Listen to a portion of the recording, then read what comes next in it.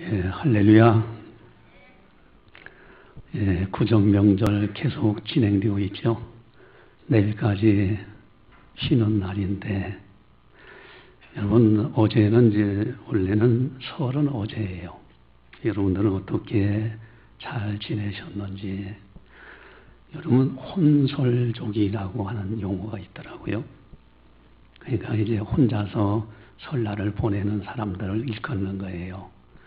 또 그런 사람들을 위한 사업이 있어요. 그래서 혼설족의 목도로 떡국과 그런 것을 마트에서 판매도 하고, 또 이게 구정 명절, 이런 명절 때가 되면은 어떤 가정은 전쟁터예요. 그저 가서 차라리 안 만나는 것이 더 나을 뻔했다. 재산 문제로 다투기도 하고, 형제 간의 시기심과 그리고 잘 사는 형제, 못 사는 형제끼리 싸우기도 하고, 고부 간의 갈등도 있기도 하고, 또 어떤 가정은 재산 문제로 다투기도 하고, 그런가 하면 또 어떤 가정은 이 서울역에서 이렇게 이제 기차를 타고 가는 사람들 이렇게 보면은 손에다가 아주 선물을 많이 들고 이렇게 가는 걸 봐요. 설마 선물 가지고 와서 싸우진 않겠지요. 어쨌든 가족들 만나서 행복하게 서로 기쁨으로 지내는 가정들도 있습니다. 그리고 뉴스에서 보니까 이 마땅한 놀이가 없으니까 화투 놀이를 많이 한다고 그래요. 근데 경찰이 판돈 20만 원 이상이면은 이제 노름으로 법정으로 벌금형을 매기기도 하고 뭐 이렇게 한다는 이야기가 들려져요. 그러나 판돈보다도 더 중요한 것은 화투 놀이 하다가 그만 싸워요. 형제끼리. 그걸 더 따보겠다고 더 하자고 하고 싸우고, 그래서 지혜를 가르쳐 주더라고요. 시간을 정해놓고 화투 놀이를 해요. 그 시간 되면 딱 멈추도록. 또 돈 5만 원짜리 뭐 1만 원짜리 이러지 말고 바둑알 놓고도 하나 그래요. 참 그게 재미있는지는 모르겠습니다만은 참 여러 가지 각양각색의 일들이죠. 여러분, 어쨌든 기독徒로서 명절을 어떻게 보냈는가. 참 성경의 욥이라는 분은 너무너무 아름다운 신앙인이에요. 하나님께서 욥을 얼마나 사랑하시는지 욥을 칭찬하는데 동일한 칭찬이 욥기서에 3번이나 나옵니다. 우스 땅에 욥이라는 사람이 있는데 그와 같이 온순하고 정직하며 하나님을 경외하며 악에서 떠난 자가 없더라. 세상에 이런 자가 없다고 3번씩이나 아주 칭찬을 합니다. 욥은 잔칫날이 딱 끝나고 나면은 각 아들들이 혹시나 하나님 앞에 죄를 짓지 않았을까 해서 번제물을 드리는데 아들들마다 번제 제사를 다르게 지내요. 번제라는 것은 양이나 어떤 제물을 각을 떠서 태워서 드리는 제사예요. 더 중요한 것은 욥기서 1장에 보면은 욥의 행사가 항상 이루어하였더라. 늘 그런 청결한 생활을 해요. 여러분, 명절이 끝나고 나면은 참 회개할 가정들도 있어요. 목회자로서는 늘 마음 아프죠. 제사 문제로 인해서. 그 믿음으로 이겨나가야 되는데 너무 완강한 가정이라서 이겨나지 못할 때, 어디든 우리 하나님의 사람들은 명절이 끝난 다음에는 자신을 다 점검해 봐야 됩니다. 혹이나 내가 하나님 앞에 죄를 진 건 없는가? 내가 사람들 앞에 덕을 세우지 못한 건 없는가? 오늘 설교 제목은 하나님의 나라는 이렇게 써요. 도대체 하나님의 나라가 어떤 나라냐? 하나님의 나라가 있다면 나는 뭐냐? 하나님의 백성이죠. 하나님의 백성은 어떻게 살아가야 되느냐? 오늘 본문에 아주 중요한 말씀을 하고 있어요. 특별히 우리 18절을 함께 보도록 하겠습니다. 함께 보겠습니다. 이로써 그리스도를 섬기는 자는 하나님을 기쁘시게 하며 사람들에게도 칭찬을 받느니라. 아멘. 이게 하나님 사람다운 모습이에요. 첫 번째는 하나님을 기쁘시게 해드려야 돼요.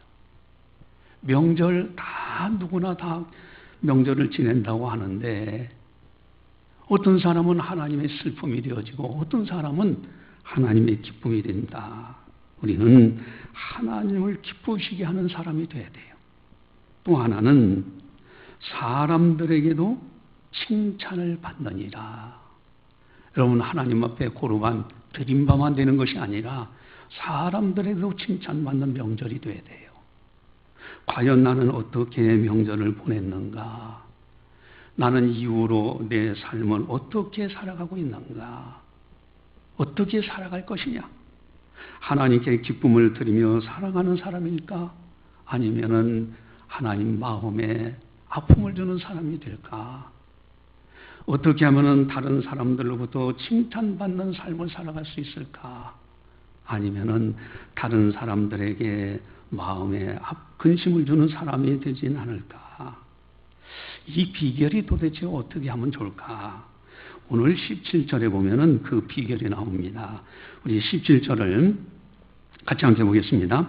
하나님의 나라는 먹는 것과 마시는 것이 아니요 오직 성령 안에 있는 의와 평강과 희락이라. 아멘. 여기 하나님의 나라는 이것이 오늘 설교 제목이에요. 하나님의 나라, 먹고 마시는 것이 아니다. 오직 성령 안에 있는 의와 평강과 희락이라. 여러분, 세상 사람들 가만히 한번 보세요. 끊임없고 먹고 마시는 거, 거기에만 묶여 있어요.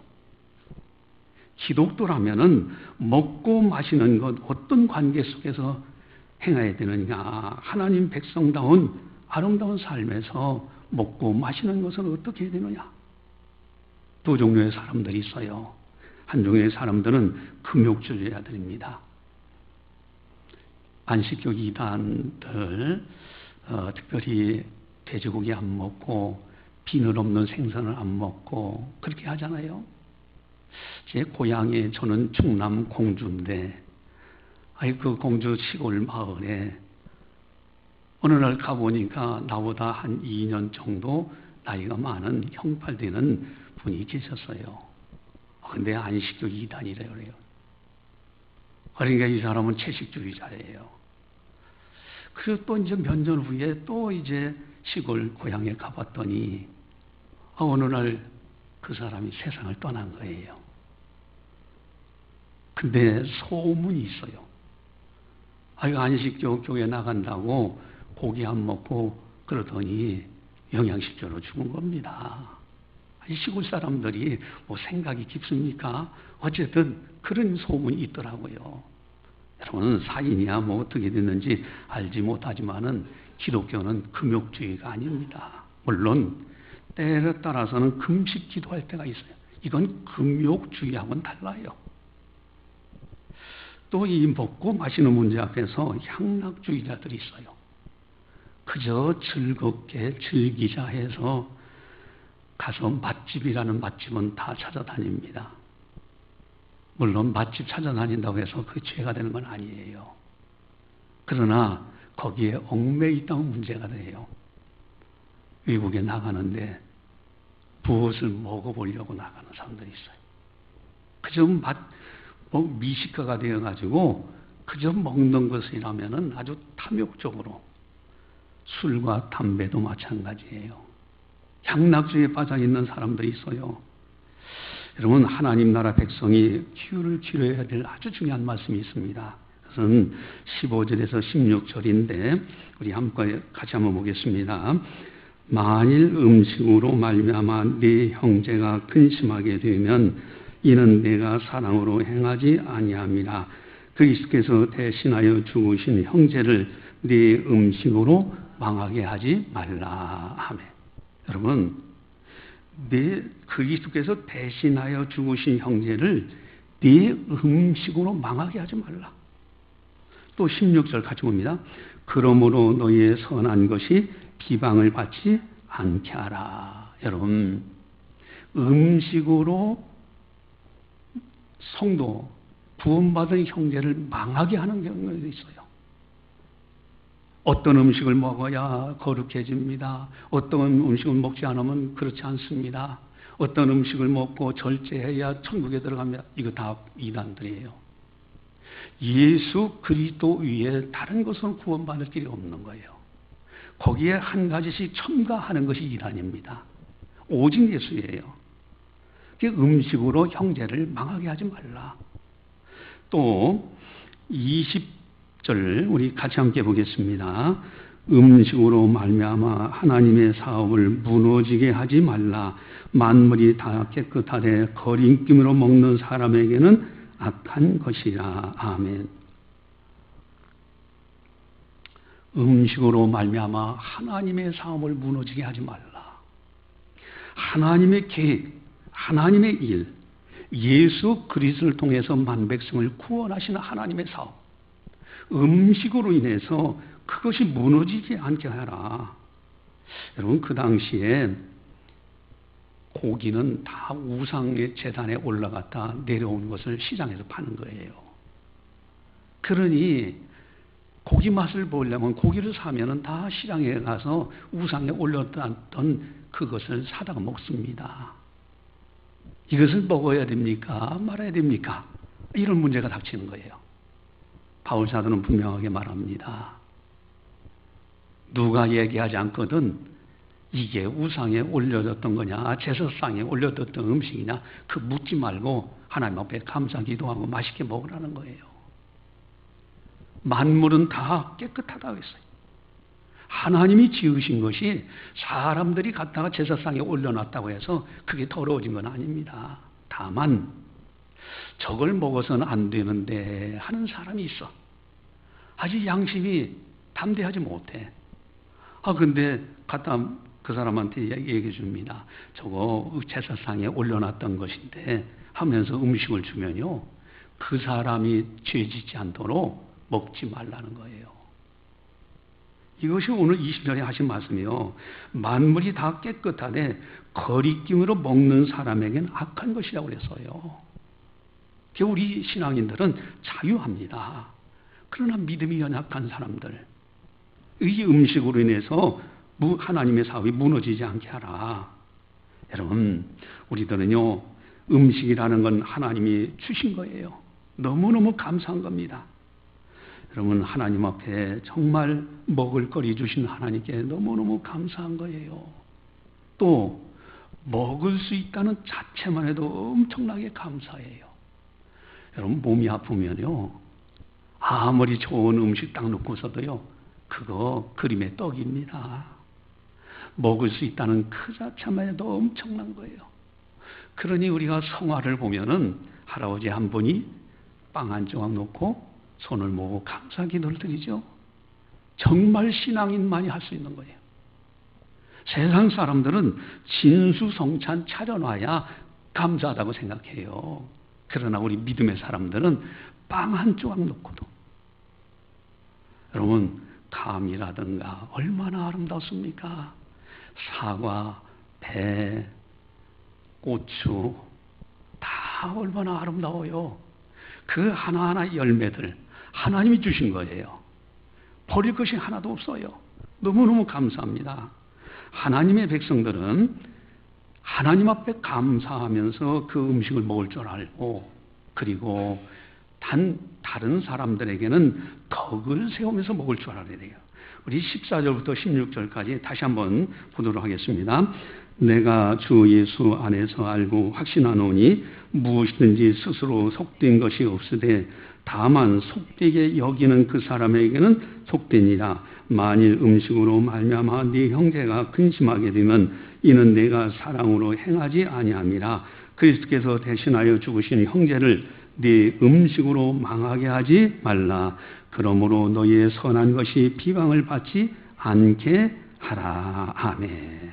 그 음식으로 인해서 다른 사람들에게, 믿음이 연약한 사람 덕을 끼치며 먹어라. 또 20절에서 21절까지 같이 봅니다. 음식으로 말미암아 하나님의 사업을 무너지게 하지 말라. 만물이 다 깨끗하되 거리낌으로 먹는 사람에게는 악할 것이다. 고기도 먹지 아니하고 포도주도 마시지 아니하고 무엇이든지 네 형제로 거리끼게 하는 일을 아니함이 아름다우니라. 아멘. 여러분, 연약한 다른 형제들을 위해서 제사상에 올리는 거 안 먹는 거예요. 그러나 어디 친척집에 가가지고 상을 차려줬을 때 이게 제사상에 올린 거냐 아니냐 따지지 말고 하나님 앞에 감사하면서 먹어라. 다 안에 덕을 세우는 거. 그래서 19절을 말씀하시죠. 우리 19절 같이 봅니다. 그러므로 우리가 화평의 일과 서로 덕을 세우는 일을 힘쓰나니. 아멘. 그래서 덕을 세우는 일에 힘써야 돼요. 여러분, 만약에 목사가 술 많이 먹고 거나하게 취해가지고 그래가지고 길을 간다. 여러분들 어떻게 생각하세요? 만약에 송 목사가 그렇게 한다고 하면은 아마 창식이 안 나와야 되겠다. 그런 사람도 생겨날 거예요. 여러분, 다른 사람들을 위해서 마시지 말아요. 담배, 성경에 보니까 담배라는 단어가 없어요. 그러나 목사가 담배 하나 딱 입에다 물고서 길을 간다고 할 때 그 모습 보고서 야, 우리 목사님 멋지네. 그런 사람 한 사람도 없습니다. 아니, 목사님이 돼가지고 담배를 펴? 그 사람을 위해서라도 담배 끊어야 되는 거예요. 피지 말아야 되는 거예요. 여러분, 목사만 그렇습니까? 성도들도 마찬가지예요. 나는 자연이다 하는 프로에 어제 이렇게 잠깐 어떻게 봤는데, 거기 보니까요, 이제 나이가 할아버지가 된 분이 15년간 자연 속에 살는데, 코미디언 되는 그 사회자가 가가지고 같이 하루를 지내면서 체험하면서 그거를 다 이렇게 이제 카메라로 찍어가지고 방송을 하는 거예요. 근데 이 할아버지가 저녁 때가 한겨울이죠. 저녁 때가 돼가지고 그 사회자한테 이제 밥을 맛있게 지어준다고. 그래가지고 불을 태우고 그렇게 하는데 연기가 얼마나 많이 나옵니까? 근데 이 할아버지 코에서 콧물이 한 3cm 정도 이렇게 내려와요. 그러니까 사회자가 타보고서 그거 얼마나 그 밥을 이제 지금 지으려고 하는데 석탄에다 뭘 갖다 넣고 그러는데, 그런데 민망해가지고 그렇게 하는데 이 할아버지가 자기가 콧물이 나온다는 걸 아는 거예요. 그러니까 재치껏 얼른 방으로 들어가가지고 휴지 가지고 닦는 거죠. 그러니까 이 밖에 있는 사회자가 그럽니다. 그 사회하는 코미디언이 할아버지 코에도 뭐가 있는 것 같습니다. 닦으라 이거죠. 그러면서 또 이제 할아버지가 나왔어요. 그러니까 할아버지한테 할아버지 손 씻어야죠. 자, 그러면은 보세요. 그래도 그 사회자가 덕을 세우고 있어요. 단도직입적으로 할아버지 콧물을 흘렸으니까 그거 좀 닦으세요 하는 것보다는 할아버지 코에 뭐가 있는 것 같습니다. 여러분, 음식이라는 건 모든 것이 그래요. 다른 사람에게 덕을 끼치는 것이 중요해요. 나는 괜찮으니까. 그런 게 아닙니다. 더 중요한 이제 단어가 있는데, 먹고 마시는 거. 그래서 우리 기독교인들은요, 먹고 마실 줄 아는 건 좋아요. 그러나 그게 나쁘다는 건 아닙니다. 중요한 것은 거기에 묶여 사는 문제예요. 그것으로 인해 다른 사람을 죄짓게 만들면 문제가 돼요. 더 중요한 것이 있는데, 우리 17절을 보시면은 같이 한번 보겠습니다. 하나님의 나라는 먹는 것과 마시는 것이 아니요 오직 성령 안에 있는 의와 평강과 희락이라. 아멘. 여기 오직이라는 단어가 있어요. 우선순위의 문제예요. 여러분, 하나님의 사람들이 먹지 않고 마시지 않는다면 그 죽는 거예요. 하나님의 사람들도 먹고 마셔야 돼요. 그러나 그 우선순위, 오직 성령 안에 있는 의, 평강, 희락. 여러분, 의예요. 하나님의 사람들은 공의정신이 있어야 돼요. 정직해야 됩니다. 눈속임해서는 안 돼요. 여러분들이 뉴스를 보면서 참 탄식하잖아요. 이 나라 이 정부뿐만 아니라 여든 야든 거짓이 너무 많아. 아주 겉으로는 그럴듯하게 떳떳하게 포장해서 국민들을 위하고 마치 뭐 백성들을 위해서 하는 것처럼 하지만은 조금만 지성인들이 내다보고요, 조금만 들여다보면 이 거짓이 거짓. 참 기가 막힌 거예요. 여러분, 공산주의가 그들이 얼마나 백성들을, 수많은 사람들을 죽였습니까? 근데 겉으로 뭐라고 했어요? 야, 우리는 가진 자든 못 가진 자든 다 평등하게 똑같이 가져야 된다. 노동자를 부추기니까 그런 세상을 만든다? 그러니까 거기에 다 동조했어요. 법 앞에 다 평등하고 다 평등하게 한다. 그래서 거기에 동조했는데, 여러분, 공산주의 국가처럼 철저하게 죽이고 사람을 죽이고 또 가진 자와 못 가진 자, 권력을 가진 자와 못 가진 자, 엄청난 격차가 있는 것이 공산주의잖아요. 우린 역사를 통해서 다 봤어요. 여러분, 정직해야 됩니다. 절대 공의, 의.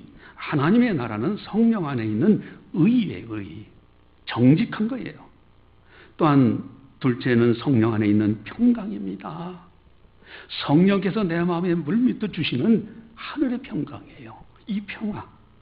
셋째는 성령 안에 있는 희락입니다. 항상 기뻐하라. 여러분, 그 다음에 먼저 우선순위가 하나님의 나라인 성령 안에 의와 평강과 희락, 그리고 먹고 마시는 문제를 잘 활용하고 즐길 줄 아는 것. 이것이 기독교의 아름다운 삶이에요. 여러분, 이렇게 우선순위를 잘 정해서 하나님 나라, 하나님의 백성답게 살아가는 거 너무너무 중요하다. 그렇다면 조금 더 구체적으로 이렇게 살 수 있는 아주 중요한 비결이 뭘까? 그것이 바로 오늘 본문 17절, 18절에 나와 있는 중요한 두 단어가 있습니다. 이거를 꼭 기억할 때 2020년도를 이렇게 아름답게 살아갈 수 있죠. 자, 이제 17절, 18절 같이 봅니다. 하나님의 나라는 먹는 것과 마시는 것이 아니요 오직 성령 안에 있는 의와 평강과 희락이라. 이로써 그리스도를 섬기는 자는 하나님을 기쁘시게 하며 사람에게도 칭찬을 받느니라. 아멘. 여기에 아주 중요한 단어 두 가지가 있어요. 첫 번째 중요한 단어가 뭘까? 17절에 보니까 하나님의 나라라는 단어가 나옵니다. 이건 미래에 있을 하나님의 나라를 의미하는 것이 아니고 현세에 있는 하나님의 나라를 의미해요. 여러분, 나라는 백성이 있고 영토가 있고 주권이 있어야 되는 거예요. 통치권이 있어야 돼요. 여러분, 하나님의 나라라는 것은 하나님이 다스리시는 것을 의미해요. 하나님께서 다스리신다 하면은 하나님의 백성이 있어야 돼요. 우리들이 하나님의 백성입니다. 나는 하나님의 백성이다. 나는 하나님의 나라의 소속이다. 만왕의 왕이 되신 하나님께서 나를 인도하시고 나를 사랑하시고 나를 지켜주신다. 이 하나님 나라에 대한 소속감, 이것이 바로 우선순위를 정할 줄 아는 거예요. 여러분, 하나님 나라의 백성이라 하고 만왕의 왕이 되시는 하나님 앞에 늘 순종하면서 살아가는 사람은 먹고 마시는 것에 묶여 살지 않습니다. 나만 먹고 나만 배부르면 된다, 그렇게 생각하지 않아요. 다른 사람들의 덕을 끼칠 줄 알아요. 그리고 이 하나님의 나라의 궁극적인 완성은 천국입니다. 여러분, 천국을 바라보면 바라볼수록 이 세상 것은 작아져요. 하나님의 천국을 바라보는 사람들은 세상 것이요 그렇게 대수롭지 않게 여겨집니다. 세상을 관리하고 다스릴 줄 알아요. 자, 지난주에도 그런 말씀을 드렸죠. 우리 기독교인들은 여도 야도 되지 말라 이거예요. 진영 논리로서 좌파 우파도 되지 말라고 했어요. 여러분, 그저 어느 쪽에 속해가지고 거기에 끌려가는 그런 세상 사람들입니다. 하나님의 사람들은 그것을 초월해서 하나님께서 무엇을 기뻐하시는가 하는 관점에서 세상을 판단할 줄 아는 거예요. 그러니 세상이 따라오지 못하는 지혜를 가지고 사는 거예요. 그렇지 않고 세상 속에 사는 사람들은 어떻습니까? 그저 그것이 잘못됐다라도 자기 편 쪽에 있다 하면 그냥 우르르 달려가요. 우르르 가다가 우르르 망하는 겁니다. 기독교인들은 하나님의 백성들이에요. 하나님 나라의 소속이에요. 천국 백성입니다. 그렇기 때문에 세상의 판단을 받는 사람이 아니라 세상을 판단할 줄 아는 분별력을 가진 하나님의 사람들이라는 거예요. 하나님 나라의 소속이라고 생각할 때 우선순위를 잘 구별합니다. 하나님 나라는 먹고 마시는 것이 아니요 오직 성령 안에 있는 의와 평강과 희락이라. 우선순위를 붙잡을 줄 안다. 또 두 번째 아주 중요한 단어가 있어요. 18절에 보니까 그리스도를 섬기는 자 이렇게 나옵니다. 여러분, 그리스도를 섬기는 자는 그리스도를 본받아 살아가는 사람들입니다. 요한복음 13장 15절에서 예수님께서 말씀하십니다. 내가 너희에게 행한 것 같이 너희도 행하게 하려 하여 본을 보였노라 그랬어요. 여러분, 우리의 최대한 모델이 누구냐? 세상 사람들이 아니에요. 목사도 아니에요. 장로도 아니에요. 권사도 아니에요. 오직 하나님 아들 예수님, 그분만이, 그리스도만이 우리의 모델이 되는 부분입니다. 우리는 예수님을 본받아 살아가는 사람들이에요. 여러분, 세상 사람들 보세요. 그저 정치 누가 기구가 있다 하면 우르르 쫓아가가지고 그 사람 앞에 줄 서요. 이게 얼마나 부끄러운 짓입니까? 기독교인들은 하나님 앞에 줄 서는 사람들이지 세상 사람들에게 줄 서는 사람들이 아니에요. 우리는 그리스도를 섬기는 자, 그리스도만을 본받아 살아가는 사람입니다. 예수님은, 그리스도 예수님은 그 본을 보여주셨어요. 하나님 섬기는 본을 보여주셨는데 하나님 뜻대로 그대로 순종합니다. 십자가에 죽기까지 하나님의 뜻이라면 거기까지 복종하시는 거예요. 그래서 하나님을 섬기는 본을 예수님께서 보여주셨어요. 또 사람 섬기는 본도 보여주셨습니다. 십자가에서 죽기까지 사랑하시는 그 놀라운 사랑으로 우리에게 본을 보여주시고요. 제자들의 발을 씻겨주시면서 섬김의 본을 보여주시고, 크고자 하는 자는 낮아져야 되고 섬기는 자가 큰 자가 된다. 본을 보여주신 거예요. 그래서 하나님 섬김의 본과 사람 섬김의 본을 예수 그리스도를 통해서 본받아서 우리들도 그대로 살아가는 겁니다. 그렇기 때문에 우리들도 주님을 본받아서 살아야 돼요. 우리 18절 19절 같이 한번 보겠습니다. 이로써 그리스도를 섬기는 자는 하나님을 기쁘시게 하며 사람에게도 칭찬을 받느니라. 그러므로 우리가 화평의 일과 서로 덕을 세우는 일에 힘쓰나니. 아멘. 그래서 하나님을 기쁘게 드리고 사람에게 칭찬받는 덕을 세우는 일에 힘쓴다. 이것이 기독교의 아름다운 삶. 하나님 나라의 백성이요 하나님 나라에 소속되어 있다는 그것을 기억하는 사람들, 그리스도를 섬기는 자, 예수님을 본 모델로 삼고 예수님만을 본받아 살려고 하는 사람들, 그런 사람들에게는 하나님 나라 우선순위, 그리고 이번 명절 이래 그런 신앙을 가진 사람들은 내가 죄를 졌나, 내가 혹시 하나님 앞에 누를 끼친 건 없는가, 자신을 점검하면서 회개하고, 또 다른 형제나 다른 가족들에게 내가 마음 아프게 한 것은 없는지, 만약에 그런 거 있다면은 그분들을 찾아가거나 전화를 걸어서 내가 미안하다고 용서를 구하고, 그리고 내 인생길에서 어떤 일이 있어도 나는 하나님을 기쁘게 드리고 사람들에게 칭찬받는 참 하나님의 백성으로서 하나님 나라의 일원으로서 주님만을 본받아서 살겠노라고 결단하는 이런 아름다운 신앙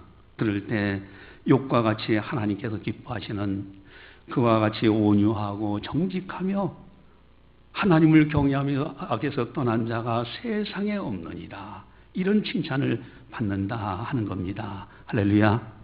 예, 우리가 명절 이제 다 보내가는데 우리가 이렇게 자신을 점검해보는 그러한 시간들이 돼야 된다 하는 거죠. 항상 우선순위, 어디를 가든지 우선순위.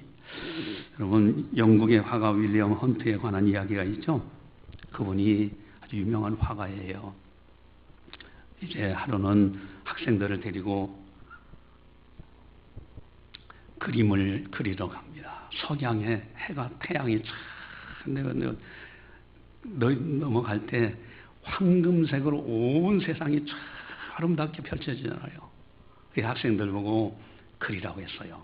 저 석양에서 너무 아름다운 모습이니까 이걸 그려봐라 하고서 캔버스에 다 그리게 하고, 이제 헌트라는 그 화가는 어깨 너머로서 학생들이 그리는 걸 봐요. 근데 어느 학생이 그 석양이 넘어가는 너무너무 아름다운 광경 속에서 그 창고의 지붕을 그리느라고 그 창고의 지붕에 아주 정성을 들여가지고 막 그리는 거예요. 그러니까 이 헌트라는 화가가 그래서 학생을 뚝뚝 두드리면서 그랬다잖아요.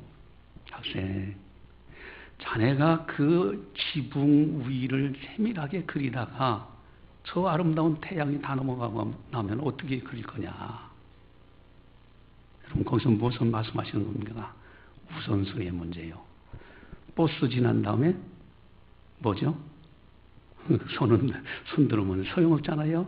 여러분, 항상 우선순위. 어떤 사람들은 어떻게 해요? 밥을 다 먹었는데 반찬 만들어 가지고 와요. 그럼 먹어요, 못 먹어요?